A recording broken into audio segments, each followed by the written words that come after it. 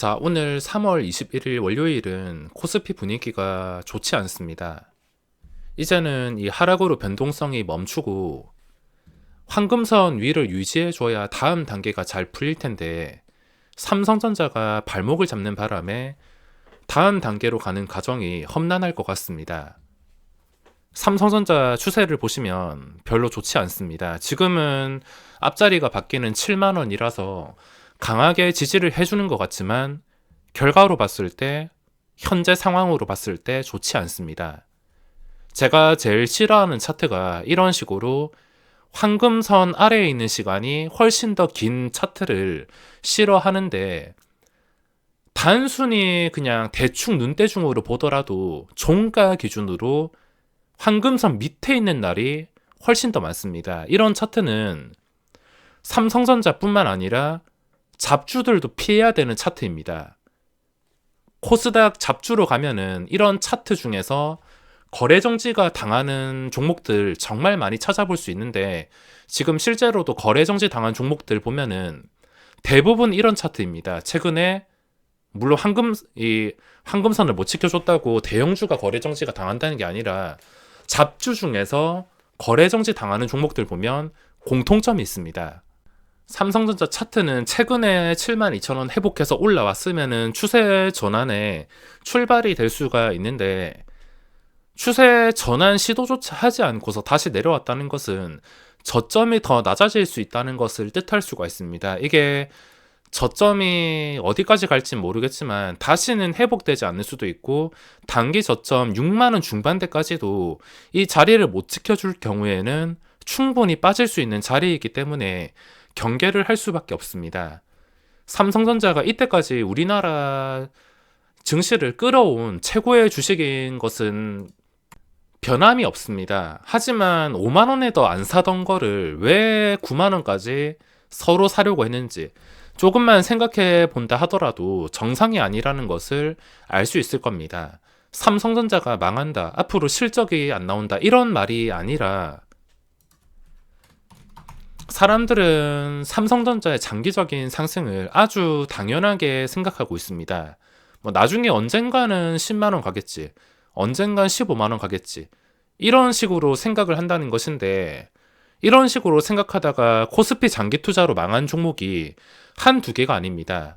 그게 실적과는 전혀 상관이 없습니다. 실적이 잘 나온다 하더라도 광기로 올라간 주식은 단기간에 회복되는 일이 거의 없습니다. 잘못 풀리면은 주가가 이런 식으로 무너져서 다시는 상승이 불가능할 정도로 무너질 수가 있으며, 진짜 잘 풀려봤자 시간이 정말 오래 걸린다는 것인데, 현재로서는 삼성전자가 증시의 발목만 잡을 뿐이지 여기서 주가의 반등 그리고 달라지는 추세를 기대하기에는 어려운 상태입니다. 이런 차트를 조심해야 되는 이유가, 오늘 메지온이라는 종목이 점 하에서 마감을 하고 있습니다. 정말 재수없게 말씀드려서 죄송하지만 제가 주식을 10년 동안 하면서 상장 폐지도 당하지 않고 거래 정지도 당하지 않고 웬만한 악재들 전부 다 피해 왔는데, 단타라서 그럴 수도 있겠지만 기본적으로 이런 차트를 피해 다녔기 때문에 가능한 일이라고 생각을 하고 있습니다.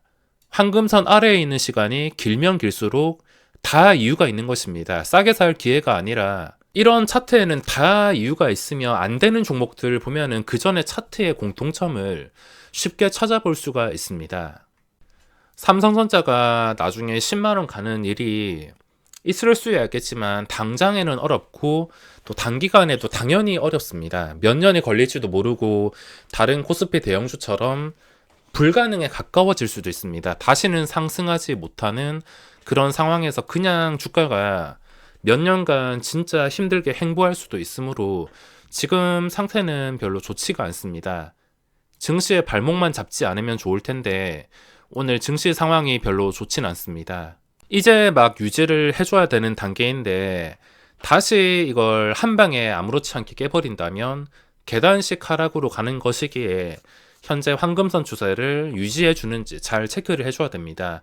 그리고 삼성전자를 포함해서 대형주 아무거나 매수하고 싶으면 계속 말씀드리는 신용장고 바닥일 때, 이때 말고는 매수했을 때 언제 증시가 잘 될지도 모르는 상황에서 장기적으로 물려버릴 수 있기에 신용장고가 바닥이 아닌 이상은 매수할 필요가 없습니다. 그리고 지금 상위 종목 중에 LG에너지 솔루션이 올라왔는데, 제가 생각하는 LG에너지 솔루션은 이때 3월 11일부터 공매도가 시작이 되었고 이거를 첫 출발이라 생각하고 있습니다.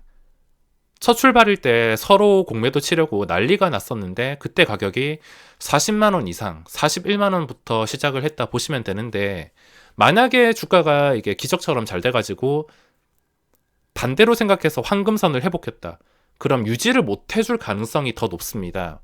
만약에 이게 기적적으로 크래프톤 상황 같이 주가가 이런 식으로 JP 모간과 함께 올라간다 하더라도 반대로 대주매도의 기회가 될 수가 있습니다. 저는 만약에 LG에너지 솔루션이 온다면 대주매도를 잘 하진 않지만 한 41만원부터는 대주매도도 가능한 위치라 생각을 하고 있습니다. 첫 출발의 기준가가 41만원이니까 41만원 이상으로 올라온다면 주가가 올라간다 하더라도 언젠간 다시 이걸 내려오면서 공매도는 끝까지 나올 수밖에 없는 구조이기 때문에, 만약에 주가가 더 올라오게 된다면 반대로 생각하고 대응을 할 수가 있을 것입니다. 이 상위 종목들 올라오다가 실패한 것들 많고 지금 유지해주기도 어려운 것인지 주가가 잠깐 며칠 올라갔다가 다시 한번 위협적으로 내려오는 것들이 굉장히 많습니다. 그리고 오늘 수급을 보시면 외국인과 기관의 양매도가 나오고 있는데 뻔한 겁니다. 그냥 바로 나가야 되는 단타 수급만 지수가 올라갈 때 들어왔을 뿐이지 어차피 이런 식으로 다시 나가야 되니까, 제가 이날 말씀드린 것처럼 이건 어차피 나가야 되는 수급이다. 3월 17일 수급은 다시 단타로 나갔을 때 증시 분위기만 망칠 뿐 차라리 이런 수급 없는 상승이 훨씬 더 좋다. 차라리 외국인 기관 매도가 나왔을 때 증시가 자연스럽게 올라가는 게 더 좋을 수가 있다. 이런 식으로 생각을 할 수밖에 없습니다. 오늘은 오전에만 잠깐 하고 하루 종일 지루하게 시간을 보내고 있는데, 오전에 했던 게 오토엔, 이게 시초가가 생각보다 낮게 떴습니다. 제가 상한가 간 종목을 매일 체크하는 방법을 가끔씩 설명을 드리는데, 매일 상한가 간 종목들 어떤 것들이 있는지 한 번씩은 체크를 해보셔야 됩니다. 체크를 해보다가 이 상한가에 의미가 있을 때, 거래대금이 진짜 많다던가 아니면 신고가까지 위치가 가깝다던가 그런 의미가 있는 상한가는 꼭 지켜볼 필요가 있습니다. 아무거나 할 필요는 없지만 뭔가 의미가 있는 상한가는 그 다음 날에도 기본적인 변동성이 나온다는 것이고, 그 기본적인 변동성이 나오기 위해서는 합리적인 가격에 시작을 해야 됩니다. 그 합리적인 가격은 낮은 시초가, 그리고 그 전날에 상한가에 잠긴 시간이 얼마나 되는지도 한 번을 체크해 봐야 됩니다. 상한가에 잠긴 시간이 정말 오래되었는데도 낮은 시초가가 뜬다면, 시작하자마자 올라가지 않는다 하더라도, 잠깐 빠진다 하더라도 최소한 본전 탈출할 기회를 만들어주는 경우가 아주 많았기 때문에 저는 오토엔 같은 상황을 좋아해서 오늘 당장 매매를 할 수밖에 없는 시초가가 형성이 되었습니다. 오늘 VI까지 걸리면서 신고가 뚫어줄 기세로 올라가긴 했지만 1,000원 정도를 앞두고서 실패했습니다. 하지만 3,000억이 나왔고, 오늘 꼬리가 많이 달린다 하더라도 며칠 동안 만약에 이 자리에서 잘 빠지지 않게 된다면 그땐 신고가가 충분히 나올 수도 있습니다. 이젠 며칠 동안 관찰하면서 최악의 음봉만 뜨지 않는다면 또 신고가 자리를 충분히 노려볼 수가 있습니다. 이거 말고는 원하는 반응이 나오는 종목이 없었습니다. DY 같은 경우도 최근에 설명을 드린 오픈베이스 같은 종목처럼 눌림목으로 이것도 접근을 했는데, 요즘에 이런 종목들 거의 눌림으로 접근하고 있습니다. 근데 거의 빠지지도 않아서 이 빠지는 과정에서 분할 매수로 약간만 매수했는데 또 올라가지도 못했습니다. 원래 예상 가격이 초반에 빠졌다가 호가 단위가 변화는 1050원 정도는 찍어줄 줄 알고서 1050원의 매도를 걸어놨는데, 올라가지 못해서 그냥 접근했던 본전에 매도를 하고 수익을 챙기지는 못했습니다. 오픈 베이스 같은 경우에는 5% 시세가 정말 쉽게 나왔는데 이건 10,000원조차 아깝게 뚫어주지를 못했습니다. 그래도 이런 종목을 좋아할 수밖에 없는 이유가 수익에는 실패했다 하더라도 본전에 탈출할 기회 정말 여러 번 만들어 주었으며 크게 폭락하지도 않았습니다.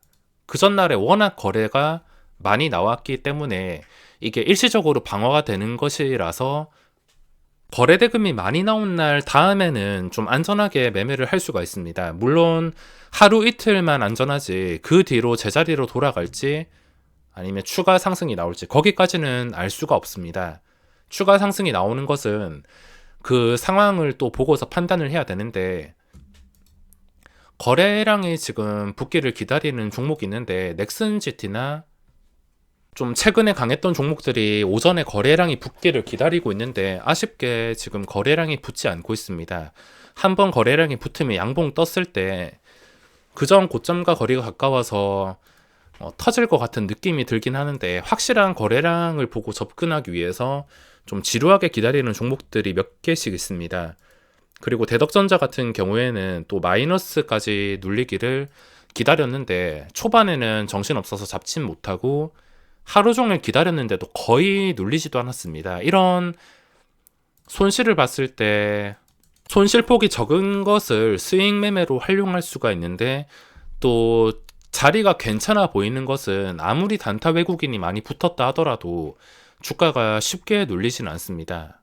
항상 수익을 당연하게 생각하지 말고 종목을 찾았으면 내가 원하는 상황이 나올 때까지 기다릴 줄 알아야 됩니다.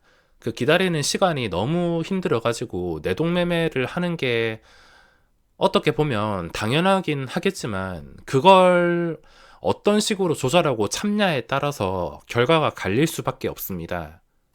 오늘 특이한 종목이 있다면 LG이노텍이 JP모간 수급과 함께 역사적 신고가가 나왔습니다. LG이노텍 자리도 보시면 그 전에 고점이 39만 8,500원인데 현재 가격이 약 2% 정도밖에 차이가 나지 않습니다. 아무리 이 JP모간 쪽에서 접근했다 하더라도 이 2% 정도를 보고서 혹시나 눌리게 된다면 이 근처에서 또 공략을 할 수 있을 것 같습니다. 눌리지 않고서 계속 상승한다면 당연히 매우 불리한 자리이기 때문에 함부로 접근하지 못하겠지만 지금 신고가 상태를 봐서 혹시나 이 40만원 밑에까지 눌리게 된다면 또 공략을 할 수 있을 것 같습니다. 그리고 코스닥에선 거래 대금이 나온 게 오토엔 며칠 동안 관찰을 할 수밖에 없으며 오후장 신다고 이제 봤는데 미래생명자원이 갑자기 마지막에 크게 급등이 나왔습니다. 10,000원 호가를 뚫어줄 날을 기다리고 있었는데 너무 갑자기 깜빡이도 켜지 않고 이런 식으로 상승이 나왔지만 또 거래 대금이 붙고 호가 단위가 변했기 때문에 혹시나 이게 10,000원 이하로 눌리게 된다면 또 호가 단위가 변하는 구간을 이용해서 오늘 DY와 비슷한 느낌으로 대응을 할 수 있을 것 같습니다. NHN 벅스 내일 눌리면서 활용할 생각이고 미래생명자원도 마찬가지입니다. 그 밑에는 거래 대금이 작아서 공략할 생각은 없지만 이런 식으로 눌림으로 좀 안전하게 찔러볼 만한 종목들은 거의 매일 나오는 것 같습니다. 자, 그럼 오늘 영상은 여기서 마무리하겠습니다.